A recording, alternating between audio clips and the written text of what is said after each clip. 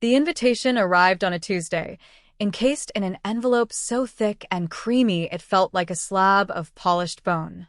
Kwon Jinwoo didn't need to see the calligraphy to know who it was from. That particular shade of ivory, the one that whispered of old money and new arrogance, was Park Soo-jin's signature. He slid it open with a letter opener that was sharper than a surgeon's scalpel, its silver handle cold against his skin. The card inside was just as obscene, the letters embossed in gold leaf, announcing the union of his former fiancée to Han Min-jun, a man whose primary personality trait was his father's portfolio. The wedding was in 3 weeks. It was not a request for his presence, it was a command performance. A final, public twist of the knife to show everyone in their rarefied world who had truly won. Jinwoo placed the invitation on his vast mahogany desk, a stark white rectangle against the dark, gleaming wood. His office, 30 floors above the glittering sprawl of Seoul, was a fortress of quiet control, all chrome, leather, and smoked glass.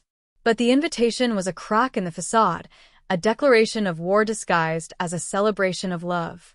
He felt a familiar coldness settle in his chest, the precise, calculated anger that had served him so well in his business dealings, the kind of dealings that never appeared in financial reports.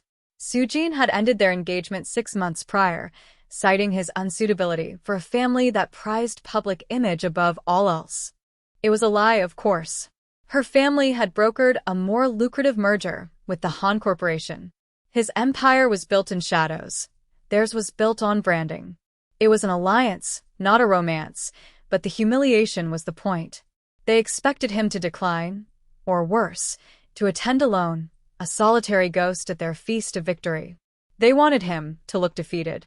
A ghost. He leaned back in his leather chair, the skyline a panorama of indifferent lights. No, he would not be a ghost. He would be a spectacle. He wouldn't bring a date from a circle. That would be too predictable, a transparent attempt to match her move. He needed something else. A disruption. A force of nature that this sterile, inbred world was utterly unprepared for. He needed a wild card, someone who could walk into that ballroom of vipers and not just survive, but rewrite the entire game. The idea was reckless, a strategic gamble fueled by pure, unadulterated pride. He needed to find a woman who was everything they were not, authentic, fearless, and utterly unimpressed by their gilded cage. He wanted to see the polite, frozen smiles on their faces crack. He wanted to watch Soo-jin's perfect composure shatter into a million tiny pieces. He didn't just want to attend her wedding, he wanted to become the main event. He found her in a place he rarely frequented, a restaurant named Veritas where the wine list was thicker than most novels and the air hummed with the low murmur of discreet power. He was there for a meeting, a necessary evil involving a politician with an expensive appetite. But his attention was snagged by the sommelier. Her name tag read Imani. She moved between tables with a liquid grace, her posture elegant, her focus absolute. She was a vision of poised professionalism, a stark contrast to the performative servility of the rest of the staff. Then came the incident. A portly man in a suit that was trying too hard waved her over with an imperious flick of his wrist. "This wine," he declared, his voice loud enough to curdle the sauce on a neighboring plate, "is corked." Imani picked up the bottle, examining the label with a calm that bordered on serene. She poured a small amount into a clean glass, swirled it, and inhaled its bouquet. "The 2012 Chateau Margaux," she said, her voice clear and low, cutting through the man's bluster. "An excellent choice. However, this bottle is not corked. It's simply breathing. Perhaps you're unaccustomed to the earthier notes of an aged Bordeaux." The man's face reddened. "Are you calling me ignorant?" he sneered, a hint of something ugly in his tone. "A girl like you telling me about wine?" Jinwoo watched, intrigued. This was the moment of truth. He saw the flicker of a dozen possible reactions: anger, fear, deference. Imani chose none of them. She held the man's gaze, her own eyes steady and unblinking. "Not at all, sir," she replied, her tone perfectly even. "I'm simply suggesting that, much like people, A fine wine doesn't always reveal its best qualities to those who are impatient. She gave him a smile that was polite, professional, and drew blood. The man, utterly disarmed and publicly neutered, could only stammer before falling silent. The politician at Jinwoo's table chuckled nervously. "She's got guts." Jinwoo didn't respond. He was watching Imani as she moved away, her composure absolute. She wasn't just a woman with guts. She was a master of control, wielding grace like a weapon. She had silenced an arrogant fool without raising her voice, protected the dignity of her profession, and done it all under the condescending gaze of a man who saw her as nothing more than a girl like you. In that moment, his reckless idea crystallized into a concrete plan. She was perfect. She was the beautiful, elegant disruption he was looking for. She was his wild card.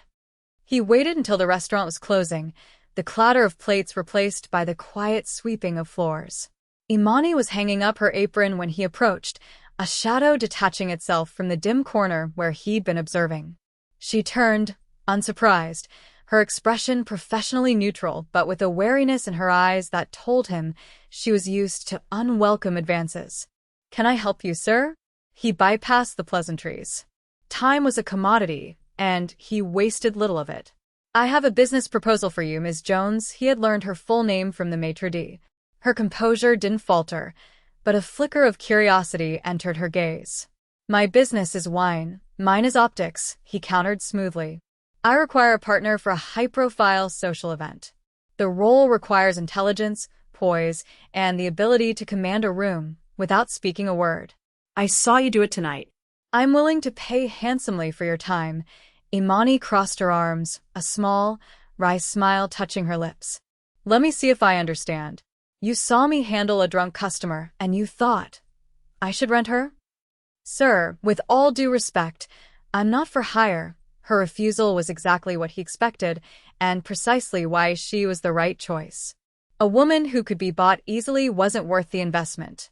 He placed a slim, black envelope on the polished bar between them. "This isn't about hiring you. It's about commissioning a performance. Think of it as a one-night acting role. The compensation inside that envelope is $50,000. Her eyes widened almost imperceptibly, the only crack in her stoic facade. She didn't touch the envelope. "What kind of performance?" "You will portray my partner. We are sophisticated, happy, and utterly unimpressed with our surroundings. Your objective is to be yourself. Your very presence will be the statement I wish to make." She studied his face, her gaze analytical, searching. "Why me?" "Because you are not from their world," he said, the admission more honest than he intended. "And because you are not afraid of it." She was silent for a long moment, the weight of the offer hanging in the air. Finally, she slid the envelope back toward him. "The price is right, but the terms are not. If I do this, we have rules." He inclined his head, intrigued. "I'm listening." "Rule 1, she began, holding up a finger. "I am not your property. You do not grab my arm, speak for me, or treat me like an accessory. I am a partner or I am nothing." "Rule 2, you'll be transparent." "Who are these people?" "What is this event?" "I will not walk into an ambush." "And Rule 3, she said, her voice dropping slightly, becoming steel, "is that my story is my own. I will not pretend to be some heiress you dug up. We create a plausible narrative, and we stick to it. If you want a silent doll, Mr. Kwan, there are stores for that. If you want a partner, you'll agree to my terms." Jinwoo felt a slow smile spread across his face. It was not a smile of warmth, but of appreciation. A shark recognizing another shark. "Miss Jones," he said, extending his hand. "It appears we have a deal." The preparation was a clinical exercise in world-building. Jinwoo arranged for a private appointment at a couturier whose waiting list was a year long. The showroom was a hushed temple of silk and tulle, filled with gowns in muted shades of champagne, silver, and blush. He gestured to the racks. "Choose whatever you like." He envisioned her in a deep sapphire or an elegant black, something that would signal quiet, untouchable wealth. Imani bypassed them all. Her eyes landed on a single dress, isolated on a mannequin, as if it were a piece of art. It was a column of scarlet silk, a slash of vibrant, unapologetic color in the pale room. The cut was deceptively simple, with a high neck and a daringly low back, designed to cling to every curve before pooling at the floor. "That one," she said, her voice firm. The stylist fluttered nervously. "Madam, that is a very bold choice for the occasion. The occasion calls for bold," Imani stated, her gaze meeting Jinwoo's in the mirror. "If you want to make a statement, you don't whisper it," he found he couldn't disagree. In that dress, she wouldn't just be a disruption. She would be a declaration. The cover story was crafted over expensive whiskey in his penthouse. She would be Imani Jones, an independent art curator he'd met while acquiring a rare piece of modern sculpture in New York. They invented shared memories, a rainy afternoon in a Soho gallery, a disastrous but hilarious dinner at a Michelin-starred restaurant, an inside joke about a pretentious artist. The process should have been sterile, a mere rehearsal, but moments of unsettling authenticity kept breaking through. He learned she was saving to open her own wine consultancy, that her poise was a shield forged in a world that constantly underestimated her. In turn, she saw past his cold, controlled exterior, catching glimpses of the man beneath the reputation, the flicker of loneliness in his eyes when he looked at the city lights, the hint of regret when he spoke of family. It was a fragile, transactional intimacy, built on a foundation of lies, yet it felt more real than his entire 3-year engagement to Soo-jin. On the night of the wedding, as she was getting ready, he presented her with a velvet box. Inside lay a diamond necklace, a river of ice so brilliant it seemed to suck the light from the room. It was a vulgar display of wealth, a piece designed to scream its own price tag. "A finishing touch," he said. Imani looked at it, then back at him. She gently closed the box. "It's beautiful," she said, "but it's not me." She reached into her own bag and pulled out a simple, delicate gold chain with a single, unadorned pearl. "Rule 3, she reminded him softly. "My story is my own." He watched as she fastened the delicate chain around her neck. The simple pearl against her skin was 1,000 times more potent than the mountain of diamonds. It was a symbol of her agency, a quiet reminder that while he had paid for her time, he did not own her.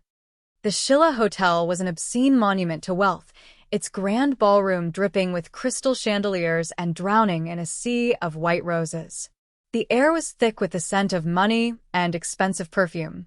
When Jinwoo's black sedan pulled up to the entrance, a hush fell over the reporters held back by velvet ropes.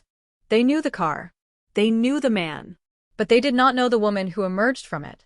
Imani stepped out, and the night air seemed to crackle. The scarlet silk of her dress was a living flame against the cool marble and dark suits. Every camera flash seemed to find her, glinting off the simple pearl at her throat. Jinwoo offered his arm, and when her hand rested on his forearm, he felt a jolt, a current of energy that was both grounding and electrifying. They paused at the top of the grand staircase. The ballroom doors were open, revealing the glittering assembly within. Every head was turned toward them. A wave of silence rolled through the room, so profound it was like a physical force, sucking the air out. It was followed by a tidal wave of whispers, a sibilant hiss that spread from table to table. Jinwoo looked down at the sea of faces, the pale, startled faces of the women in their muted pastels, the hard, calculating eyes of the men in their identical tuxedos. They looked like a colony of disturbed penguins, their orderly world thrown into chaos by the arrival of a vibrant, tropical bird. He had wanted a spectacle, and Imani was delivering a masterpiece. She moved with the unhurried, regal grace of a queen, her chin held high, her gaze sweeping over the crowd with an air of faint, detached amusement. She was not intimidated. She was not even impressed. She looked, he thought, as if she were visiting a slightly provincial museum. For the first time that night, Jinwoo felt a genuine, unforced smile touch his lips. It wasn't the cold smirk of victory he had anticipated. It was something else, something warmer and far more dangerous. It was pride. He was no longer just the jilted ex-fiancé making a point. He was the man on the arm of this extraordinary woman, and in that moment, he felt like the most powerful man in the room. And then the doors opened, and they began their descent. The whispers followed them like a trail of smoke as they were led to their table, a conspicuously well-placed spot with a clear view of the head table. The gossip was a palpable entity in the room, a chorus of speculation. Who is she? An American by the looks of it. He certainly didn't waste any time. The words were meant to be discreet, but they were as sharp and pointed as glass shards. Their first test came in the form of Mr. and Mrs. Choi, an elderly couple whose family had been business rivals of Jinwoo's for generations, but public allies of Soo-jin's. Mrs. Choi descended upon them, her smile as bright and brittle as spun sugar. "Jinwoo, how wonderful to see you," she cooed, her eyes dissecting Imani from head to toe. "And you've brought a friend." "We haven't been introduced, Mrs. Choi," Jinwoo said, his voice a low, pleasant rumble. "This is Imani Jones. We met in New York, an art curator." Imani supplied smoothly, extending a hand. Her handshake was firm, her smile genuine but reserved. "I advise private collectors." Jinwoo was acquiring a piece by Lee Yufin. The name drop was a masterful touch, specific and impressive, immediately establishing a plausible, high-status connection. Mrs. Choi was momentarily thrown off balance. "Oh, how?" Cultured before she could recover, her husband leaned in, his question a blunt instrument. "Jones? Is that an old family name?" The subtext was clear. "Are you one of us?" Imani's smile never wavered. "It's an honest one," she replied, her voice still light, but with an underlying current of steel. "Isn't that what matters most?" The Choice retreated, their polite smiles strained. Round 1 went to the wild card. Then came the main event. Soo-jin, a vision in white lace and diamonds, glided toward them, her new husband, Han Min-jun, in her wake. Her beauty was undeniable, but it was a cold, manufactured perfection, like a flawless orchid grown in a greenhouse. "Jinwoo," she said, her voice a silken purr. "I'm so glad you could make it." Her eyes slid to Imani, a flicker of something, was it jealousy or just surprise, in their depths. "And you are?" "Imani Jones," Jinwoo answered for her, his hand resting lightly on the small of her back. "My partner." The word partner hung in the air, deliberately ambiguous and infinitely more potent than girlfriend or date. Soo-jin's perfect smile tightened by a millimeter. Han Min-jun stepped forward, his own smile more of a predator's baring of teeth. "A pleasure," he said, his gaze lingering on Imani for a beat too long. It was a look of appraisal, the kind of look a man gives a luxury car or a prize horse. It was dismissive, proprietary, and it made Jinwoo's jaw tighten. That's when the air changed. The polite social skirmish was about to escalate into a full-blown war. The evening wore on, a tedious parade of champagne and stilted conversation. Toasts were made by Soo-jin's father, by Min-jun's business partner, by a bridesmaid who cried through a rambling, saccharine speech. Jinwoo nursed a glass of whiskey, feeling a grim satisfaction. Their presence had successfully poisoned the atmosphere. The joy in the room felt forced, the laughter brittle. Every few minutes, he would catch Soo-jin glancing their way, her mask of bridal bliss slipping to reveal the cold fury beneath. He had achieved his objective. He had turned her triumph into a tense, uncomfortable spectacle. Then the master of ceremonies announced a period for open toasts from any guests who wished to share their well wishes. Jinwoo swirled the amber liquid in his glass, assuming the formalities were over. He glanced at Imani, expecting to see the same polite boredom on her face. Instead, he saw a quiet resolve. And then, she stood up. The movement was so fluid and unexpected that it drew every eye in the room. A collective, audible gasp rippled through the ballroom. Jinwoo's hand froze midway to his lips. He turned to her, his eyes wide with a silent, urgent question. "What are you doing?" This was not part of the plan. The plan was to be a silent, disruptive presence, not to take center stage. She met his gaze and gave him the slightest of nods, a look that conveyed a simple, infuriating message. "Trust me." The rustle of her scarlet dress was the only sound as she walked toward the stage. The room was utterly, breathtakingly silent. She took the microphone, her confidence so absolute it seemed to radiate from her. She didn't look nervous. She looked like she belonged there. "Good evening," she began, her voice calm and clear, carrying to every corner of the vast room. "I don't know the happy couple well. In fact, I only know one person in this room tonight. But I was invited here as his partner, and from what I've seen, he is a man who values loyalty and truth above all else." She paused, letting the words sink in, her eyes sweeping the room before landing on the head table. "I'm a curator of art," she continued, "and in my line of work, you learn to spot the difference between a pretty replica and a true masterpiece. A masterpiece has depth. It has a story. It has flaws that make it more beautiful, not less. It isn't afraid of the light." She raised her glass. "A marriage, I think, should be a masterpiece. Not a perfect, polished performance for the world to see, but a true, honest, and sometimes messy collaboration.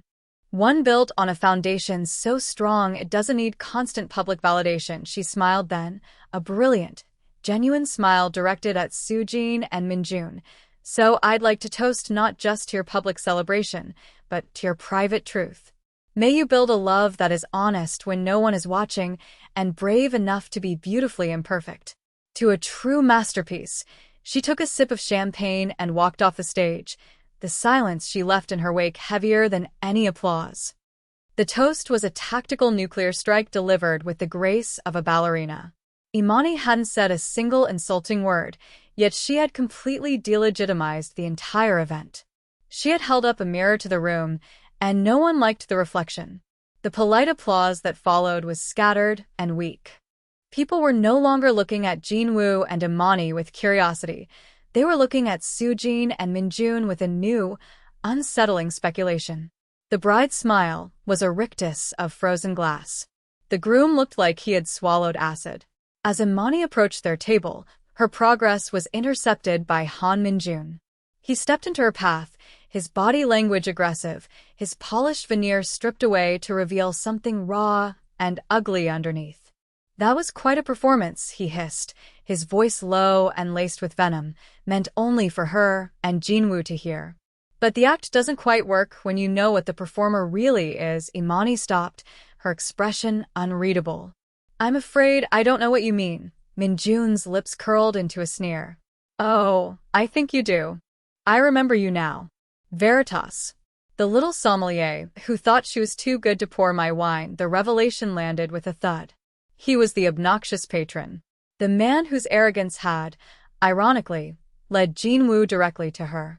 Minjun saw his chance to reclaim his power, to humiliate her in front of the man she had arrived with. He turned his sneer toward Jinwoo. "Did you know, Kwon?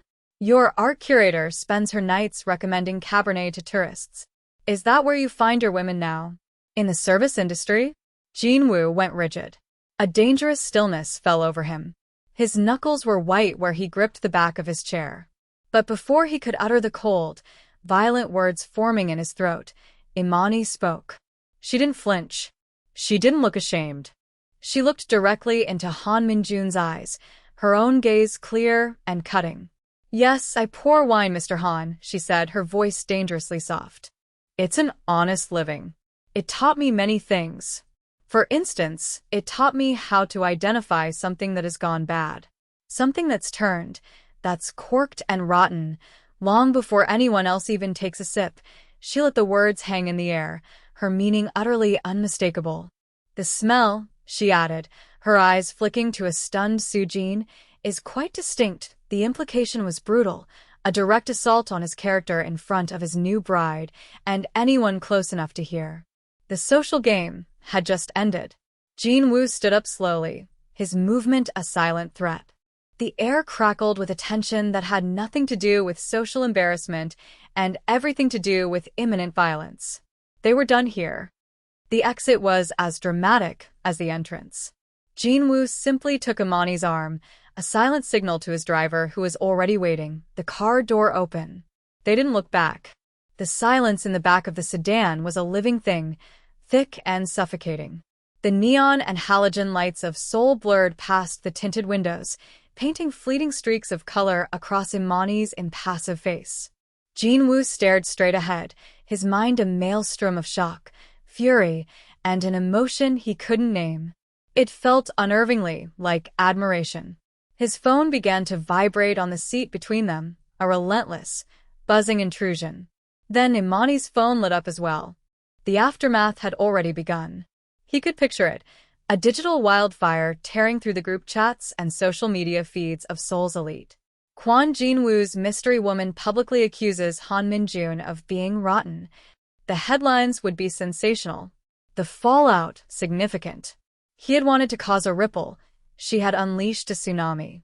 They arrived at his penthouse, the elevator ascending in a tense, shared quiet. The doors opened onto a vast living space, a wall of glass revealing the city glittering like a carpet of shattered diamonds below. The view was meant to inspire a feeling of power, of dominion. Tonight, it just felt empty. Imani walked to the window, her red dress a slash of defiance against the cool, minimalist decor. Jin-woo broke the silence, his voice rougher than he intended. "What was that?" he demanded, loosening his tie. "The toast. The confrontation with Han. That was not the plan." She turned from the window, her expression no longer poised or performative. For the first time, he saw a glimmer of vulnerability in her eyes, mixed with an unshakable resolve. "The plan," she said, her voice quiet but firm, "was for me to be an object. A beautiful prop in a red dress, designed to make your ex-fiancé jealous. That was the job I agreed to." She took a step closer. "But that man, Han Min-jun, he looks at people like they're things to be used and discarded. He did it to me at the restaurant, and he did it again tonight. He looks at the world the same way you were looking at me when you made your offer." The accusation landed squarely in his chest, a direct hit. "I am not a thing, Jin-woo," she said, her voice soft but unbreakable. "I'm not a weapon for you to aim at your enemies. My dignity isn't for sale." He had no defense because she was right. He had seen her strength, her fire, and his first instinct had been to commodify it, to use it for his own petty, prideful war. He had been so focused on the game that he had failed to see the person standing in front of him. A profound, unfamiliar shame washed over him, extinguishing the last embers of his anger. He had brought a queen to a game of pawns and had been surprised when she refused to play by his rules. The tension in the room had shifted from anger to something quieter, more fragile. The spectacle was over, and all that remained were two people in a silent room high above the city, the truth hanging between them. Jin-woo walked over to a marble-topped console table where he had left the black envelope from their first meeting. He picked it up and held it out to her. "This was for the performance," he said, his voice low and devoid of its usual hard edge. "You more than earned it." Imani looked at the envelope, then at his face. She took it from his hand, her fingers brushing his. He had expected her to leave then, the transaction complete. But she didn't move. He felt a desperate, unfamiliar need to keep her there, to undo the clinical nature of their arrangement. Acting on an impulse he didn't fully understand, he retrieved a single, blank keycard from a drawer. He slid it onto the console table. "The deal is over," he said, meeting her gaze. "The performance is finished. What I'm asking for now isn't for sale." He took a breath. "I want to have dinner with Imani Jones. The woman who pours wine and quotes art and can silence a ballroom with nothing but the truth. No cover story. No rules about who can speak. Just dinner. Your choice of restaurant. Your terms." It was a new offer, stripped of all pretense. It was a surrender. She looked from the envelope of cash in her hand to the key card on the table. It was a clear choice, the payment for a job well done or the key to something unknown. For a long, heart-stopping moment, he thought she would choose the money. She deserved it. It was what they had agreed upon. She clutched the envelope, and his stomach tightened. Then, with a slow, deliberate movement, she placed the envelope back on the table, leaving the $50,000 untouched. She picked up the keycard. She walked to the door of the penthouse, her red dress trailing behind her like the closing of a curtain. With her hand on the handle, she paused but didn't look back. "I'll text you the address," she said, her voice carrying across the silent room. And for the record, I prefer Italian. The door clicked shut behind her, leaving Jinwoo alone in the vast, echoing space. The war he had wanted to win was over, and he had lost in the most spectacular way possible. And as he stood there, the keycard to an unknown future on his table, he realized it was the most profound victory of his life. Outside, the city's gossip machine was churning, building a narrative of scandal and revenge. They didn't know that the real story had already moved on, and it was just beginning.